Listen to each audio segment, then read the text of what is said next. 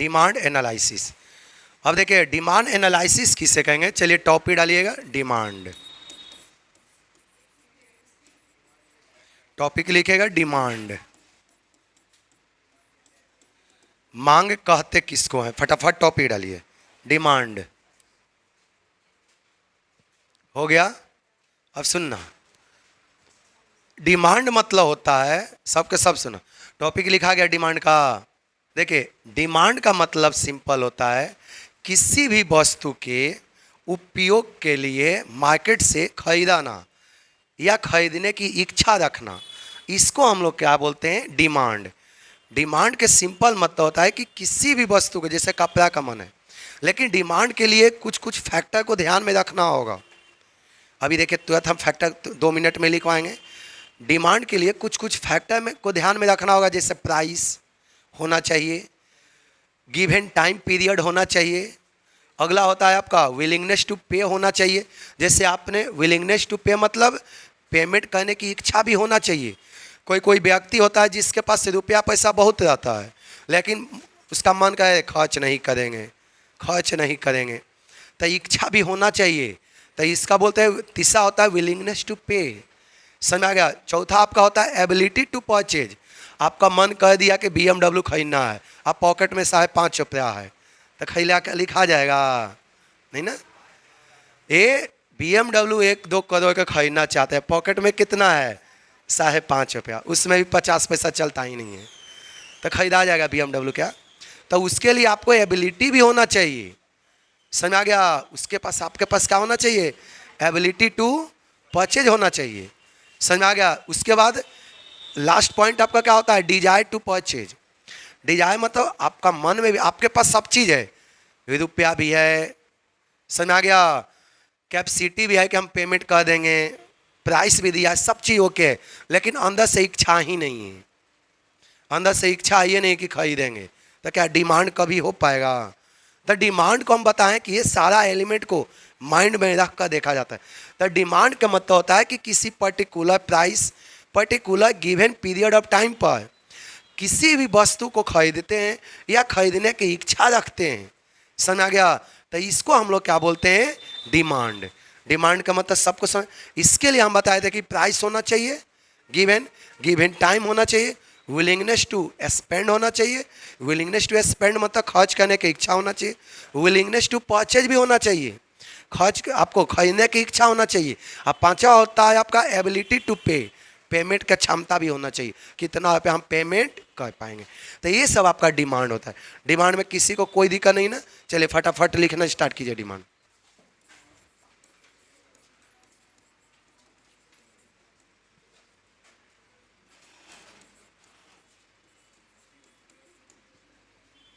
देखिएगा, demands depend on flowing elements.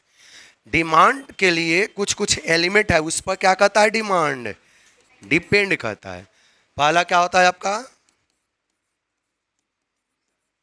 Desire to,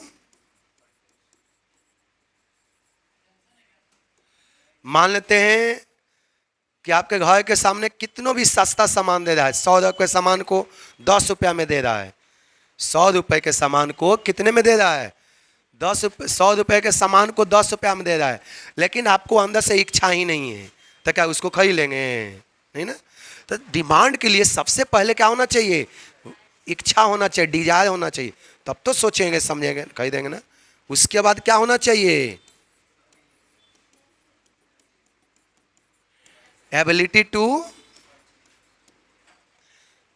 to पे होना चाहिए। डिजायर तो हो गया कि हमको BMW का खरीदना है, समझ आ गया, पॉकेट में 5-6 रुपया है, या महीना में 5-6 कमाते हैं, भाड़ा पर भी लाएंगे तो नहीं आएगा 5-6 में, समझ आ गया। तो ये इसके लिए एबिलिटी भी आपको पास होना चाहिए, डिजायर के साथ साथ क्या होना चाहिए, एबिलिटी भी होना चाहिए। अगला पॉइंट,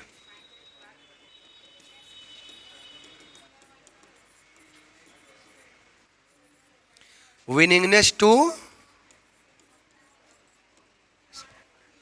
स्पेंड मतलब क्या होता है, खर्च करना, विलिंगनेस मतलब इच्छा, आपको सुनते जाना, खर्च, आपको खर्च करने की इच्छा भी होना चाहिए। बहुत आदमी के देखना कमाता भी बहुत है, सब चीज़ है, घर में रुपया रखने की जगह नहीं है, सारा सामान सब भर गया रुपया से, अब उसके बावजूद भी खर्च करने का उसके पास इच्छा, तो वो आदमी कभी भी डिमांड नहीं करेगा। समझ आ गया? तो उसको क्या होना चाहिए? विनिंगनेस टू स्पेंड होना चाहिए। इसके बाद क्या होता है आपका? गिव एंड डिमांड के लिए समय भी होना चाहिए। कब खरीदेंगे? आज, कल, 500, 6 महीना बाद, 5 साल बाद, 25 साल बाद, कुछ तो समय होना चाहिए ना। और लास्ट पॉइंट आपका होता है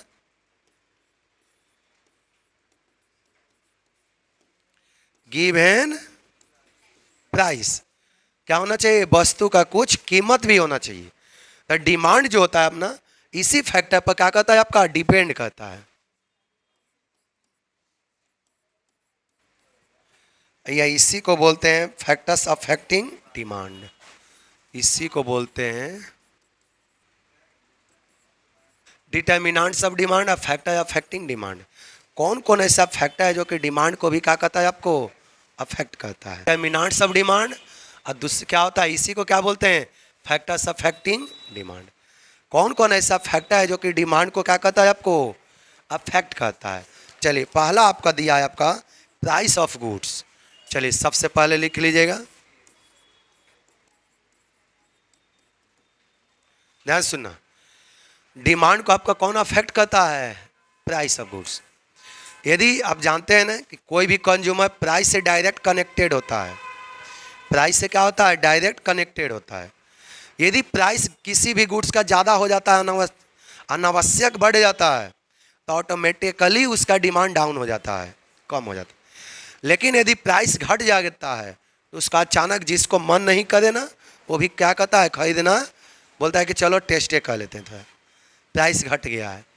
तब प्राइस जो होता है ना, डायरेक्ट साइकोलॉजिकल इफेक्ट होता है प्राइस पर। समझ आ गया? तब प्राइस भी आपका क्वांटिटी ऑफ डिमांड को क्या करता है? अफेक्ट।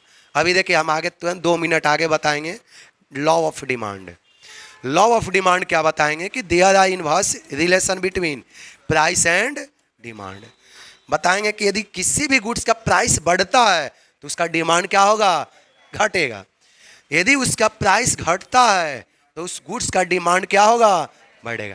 बस 2 मिनट में लॉ ऑफ डिमांड पढ़ाएंगे। तो ये आपको सबको समझ में आ गया ना? प्राइस किसी गुड्स का के क्वांटिटी को डायरेक्टली रूप से अफेक्ट कर देता है। समझ में आ गया? चलिए, लिखना स्टार्ट करो आप लोग। प्राइस ऑफ गुड्स है। बिकम में क्वेश्चन क्या होता है? थोड़ा लॉन्ग होता है। 12th में क्वेश्चन शॉर्ट होता है, ठीक ना? तो इसीलिए हर एक टॉपिक के बाद उसका क्या कर दो? डायग्राम बना दो। ये होता है माध्यम क्वेश्चन को लेंदी करने का। समझ आ गया? और इकोनॉमिक्स में ऐसे भी बोला जाता है कि बिना डायग्राम के किसी भी इकोनॉमिक्स का सेंटेंस स्पष्ट नहीं हो पाता। डायग्राम टेबल एकदम से बेसिक एलिमेंट होता है इकोनॉमिक्स का। चलो, इसका देखिए डायग्राम।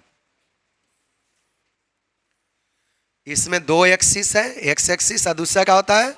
Y axis. इधर क्या होता है? प्राइस, और इधर क्या होता है? क्वांटिटी। इधर क्या होता है? Quantity demand. अब सुनते हैं ना, मान लेते हैं कि डिमांड कब आपका इस तरह के है, हमने डिमांड कब खींच दिया। समझ आ गया? हमने डिमांड कब इस तरह के खींच दिया। सुनते रहिए। अब यदि हमने प्राइस इतना है, सब सुन लेना, ये प्राइस है,